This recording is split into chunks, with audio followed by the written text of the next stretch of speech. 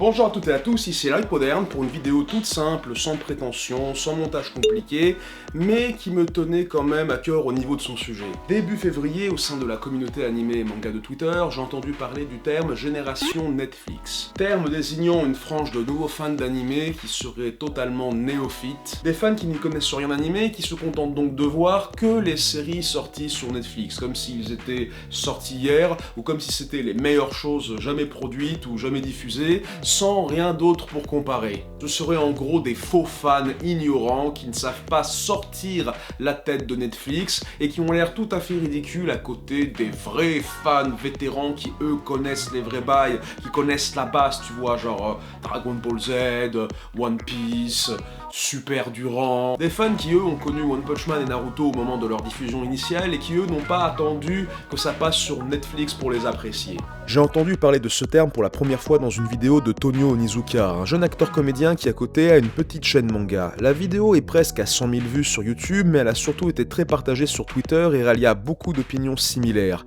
Je précise, cette vidéo n'est pas une attaque, je répète, ce n'est pas une attaque envers Tonio Onizuka, parce que je pense que ses propos sont loin d'être aussi hostiles et sectaires que bien d'autres personnes qui ont repris le terme génération Netflix, comme en témoigne sa vidéo où il apporte excuses, clarifications et nuances.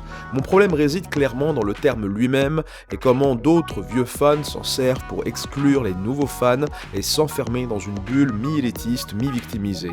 Je pense que je comprends un peu, disons, l'émoi de ceux qui voient de nouveaux fans d'animé mais ne consommant pas les mêmes séries de la même façon qu'eux pour les mêmes raisons, mais je commence à en avoir un petit peu marre de voir mes compagnons geeks en train de se cabrer au moment de partager leurs jouets avec les petits nouveaux. Je ne vais pas parler non plus de Netflix lui-même et de sa façon de produire et distribuer des films ou des séries japonais ou non, d'animation ou live. Ce qui m'intéresse vraiment, là, tout de suite, c'est cette tendance à vouloir rabaisser la légitimité des fans débutants. Voilà, maintenant que tout est clair, on commence. Déjà, je ne vois aucun souci à découvrir des séries sur Netflix. Netflix a cet avantage d'être une plateforme VOD généraliste, c'est-à-dire qu'elle n'est pas spécialisée dans un type ou genre de contenu. Là où des plateformes VOD comme ADN, Wakanim ou Crunchyroll se consacrent entièrement à l'animation japonaise,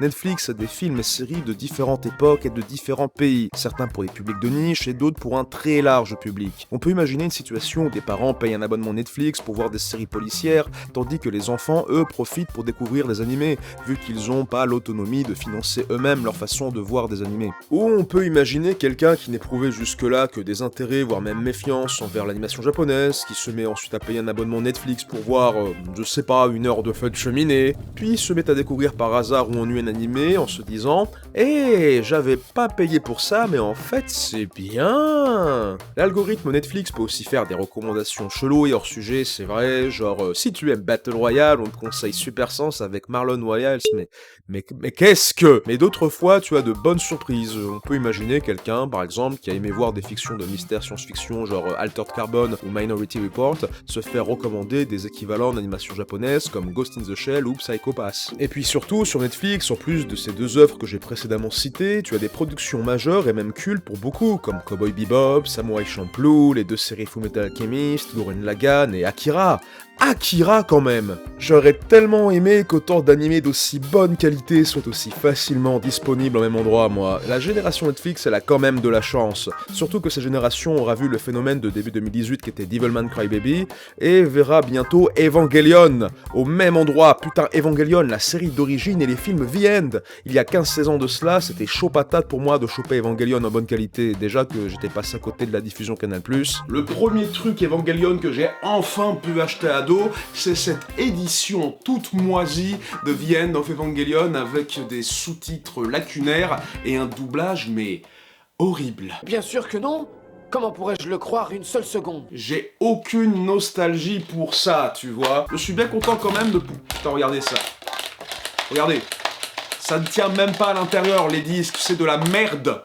Je suis bien content maintenant de pouvoir voir facilement et légalement cette série et ces films sur mon ordi, mon téléphone, ma console de jeu même. Et je suis tout à fait heureux qu'une nouvelle génération de fans puisse maintenant en bénéficier tout aussi aisément. Elle est super gâtée, la génération Netflix en fait. On est quand même vachement content d'avoir de nos jours le simulcast pour avoir les séries très peu de temps après le Japon, si ce n'est en même temps quasiment. On est content maintenant d'avoir les options de langage, de choisir entre la VF, la VO sous-titré, alors qu'à l'époque, fallait déjà choper les animés à la télé, donc ça c'était déjà pas facile, hein. Faut avoir les horaires, faut avoir des fois le câble, si c'était sur Canal+, bon bah fallait vite rentrer de l'école, fallait pas qu'elle soit trop loin de chez toi. Voilà, c'est pas pour rien que maintenant la diffusion télévision linéaire, ça commence de plus en plus déplaire les jeunes d'aujourd'hui, et que maintenant on préfère clairement la vidéo à la demande. Comme à l'époque t'avais pas le choix de la langue, bah du coup bah tu t'es obligé d'avoir la VF, et des fois les VF elles étaient loin d'être stellaires, et en plus des fois elles étaient carrément charcutées et censurées, salut Dorothée. En plus après Dorothée, pendant longtemps il y a eu un passage à vide au niveau de l'animation japonaise, à part diffuser des Ghibli au cinéma, c'était pas facile quoi. Les DVD, j'en parle pas quoi. Des fois les sorties étaient pas si courantes que ça. Si tu voulais avoir ta série préférée, il fallait vraiment croiser les doigts pour qu'elle sorte, sinon on va te faire foutre. Je veux dire, il y a des tas de super bonnes séries qu'on n'a jamais eu en France, même aujourd'hui. On n'a jamais eu Lucky Star, on n'a jamais eu Panty et Stocking. Il y a des tas de bons trucs qu'on n'a jamais eu, mais on a eu Musashi Gundo à un moment édité chez nous, je sais pas par quelle opération démoniaque qui a demandé ça. Alors oui, peut-être que certains membres de la génération Netflix sont un peu agaçants dans leur enthousiasme et leur naïveté, mais c'est ça être jeune, c'est ça être débutant. On a tous une série qui nous a obsédés, qui représente la base pour nous. Une série qui servit de porte d'entrée pour l'animation japonaise et qui a déchaîné notre passion, au point d'en être un peu chiant et bruyant, mais c'est encore une fois ça, l'aplomb de la jeunesse. Pour certains c'était One Piece, d'autres Naruto, avant ça DBZ, avant ça les Chevaliers du Zodiaque, avant ça encore Goldorak. Je me rappelle qu'à l'époque, ça faisait tellement chier les jeunes qui parlaient de Goldorak que le magazine, lui, en a fait une caricature comparant le robot à Adolf Hitler, alors que ça marcherait bien mieux avec Eren Yeager en fait. Mais de ce que j'ai compris, le vrai souci avec la génération Netflix, c'est que des personnes qui jusque-là se moquaient des mangas, des animés et regardaient les fans comme des aliens, se mettent tout à coup à aimer les mêmes choses qu'eux comme si de rien n'était. Vous qui avez passé votre temps en communauté à construire votre amour des animés en marge des autres, à créer votre culture parallèle avec vos fansubs au torrent et vos DVD achetés en convention, vous voyez ceux qui prenaient cette culture à la légère s'y intégrer comme si de rien n'était. Donc on peut noter que c'est rangé comme des vrais livres. C'est ça qui est intéressant, c'est qu'il n'y a pas le complexe, on va dire, ils auraient pu les ranger un petit peu différemment, comme des jouets finalement. Et ça vous donne l'impression de ne plus être unique, de ne plus être spécial, de voir des profanes, des pharisiens, des faux fans essayer de voler votre jouet, mais en vérité, ce n'est pas le cas. C'est une construction de votre esprit, c'est votre méfiance et vos ressentiments qui parlent. Ne soyez pas comme les nerds extrémistes de Star Wars ou de jeux vidéo qui font des guerres de religion incessantes. On dirait ces talibans qui sortent « si t'aimes pas Star Wars 8, t'es un imposteur » ou encore des trucs du style « si tu joues sur smartphone, t'es un casual, pas un vrai gamer, et si tu joues sur console, t'es un péon, rejoins la race maîtresse des joueurs PC ». Regarder des animés, ça ne demande pas de talent, ça ne demande pas de discipline, tout le monde peut le faire, c'est super inclusif, ça permet justement d'avoir de plus en plus de personnes pour discuter, pour s'échanger des recommandations. Vous ne vous faites pas déposséder, au contraire, votre territoire s'agrandit. C'est une grande, une énorme victoire pour l'animation japonaise. Fini maintenant de se faire traiter de cassos par des politiciens rétrogrades, des pseudo-intellectuels réacs et des associations pudibondes. Notre passion se démocratise. Nous sommes fans de culture pop, c'est-à-dire de culture populaire, c'est-à-dire de culture du peuple. Et comme c'est une culture du peuple, nous voulons qu'elle grandisse et se légitimise, touchant un maximum de personnes et les convertissant à la joie de regarder de bons dessins animés. D'après un sondage de l'IFOP, il y a environ 4 Français sur 10 qui regardent de l'animation japonaise, et My Hero Academia, Nicky Larson et Dragon Ball Super passent sur la TNT. Nous avons de nouveaux camarades, toutes ces étoiles dans le ciel sont des amis.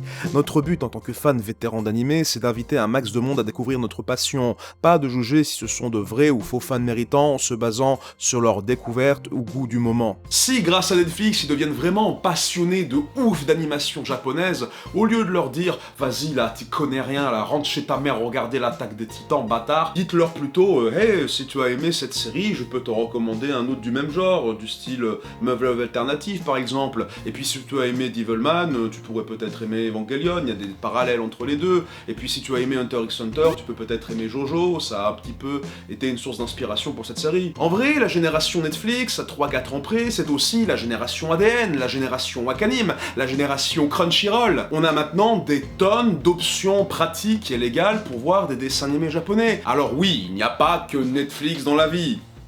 Il y a aussi Amazon Vidéo. Pourquoi je rigole? C'est triste, il y a des bonnes séries dedans, mais comme c'est sur Amazon Vidéo, personne ne les regarde.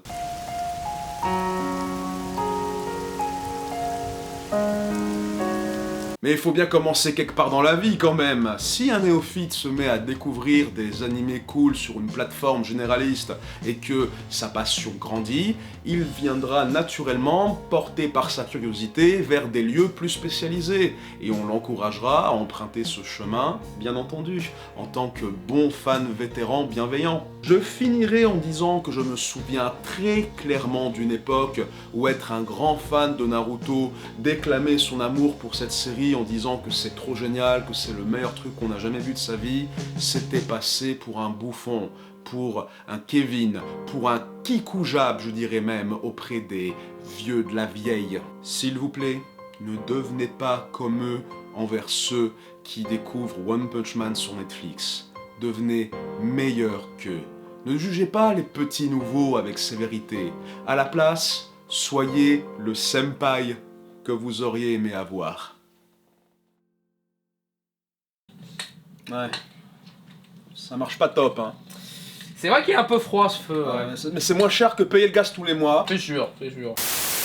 J'espère que vous avez aimé cette vidéo. Si oui, n'hésitez pas à me soutenir financièrement sur Utip. Vous pouvez regarder une publicité qui rapporte 5 centimes si ça ne vous dérange pas bien sûr, devenir un FireTipper soutenant ainsi de multiples créateurs en plus de moi en ne donnant qu'une fois, ou en achetant les t-shirts ou sweatshirts, je code avec le cul. Tous les liens sont dans la description. Merci 1000 fois à ceux qui me soutiennent aussi sur Tipeee depuis des années. Votre fidélité me comble vraiment. Je voulais faire ce sujet plus tôt, mais c'était dur avec les conventions. Pas d'inquiétude, on se retrouve bientôt pour de nouvelles chroniques.